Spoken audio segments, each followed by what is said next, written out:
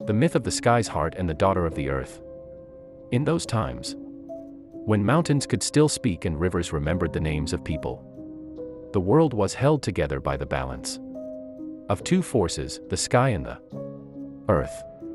The sky gave light, rain, and destiny, while the earth gave life, memory, and flesh. Between them, an ancient law existed: they must never fully merge, or the world would either burn or turn to stone forever. At the center of the world stood Mount Airuk, the first mountain to rise from the void. At its peak flowed a spring, called the heart of the sky. Its water was clearer than the air and glowed in the dark. It was said that whoever drank from the spring would discover their true purpose. But not everyone could bear this knowledge. At the foot of the mountain lived a girl named Airuk. She was the daughter of the earth, not a goddess, but not a mere mortal either. Wherever she stepped, the grass would stay green even in winter, and wounded animals found peace. Airuk could hear the breath of the soil, feel the pain of roots, and understand the language of stones.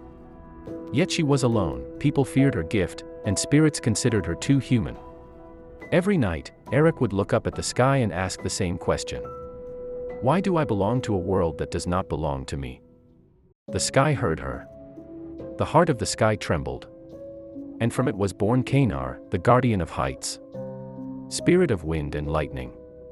He descended from the clouds as a young man with eyes the color of storms. His voice sounded like distant thunder. The earth cries through you, he told Airuk, and the sky answers me.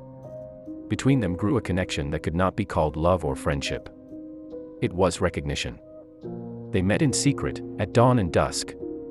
When the world paused between light and darkness, Airuk told Kaynar about the earth's pain, about greedy humans, dried up rivers, and broken promises.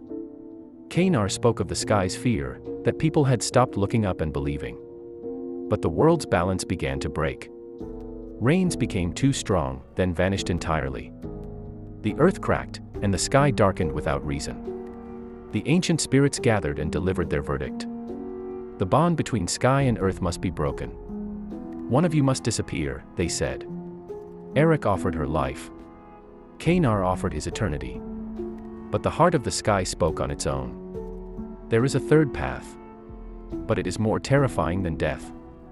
To save the world, Airuk and Kaynar had to merge into a single being, the guardian of balance.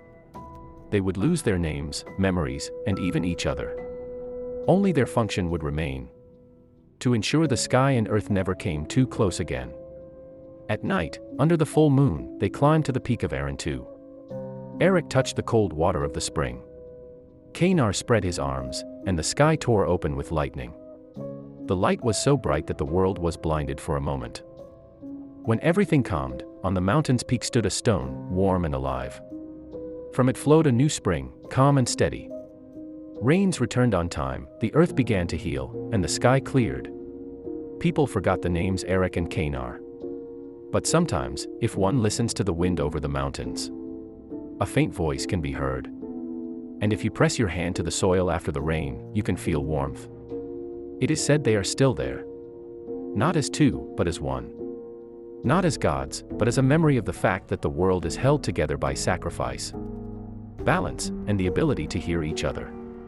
And as long as the sky watches the earth with respect, and the earth accepts the light without fear, the world will live.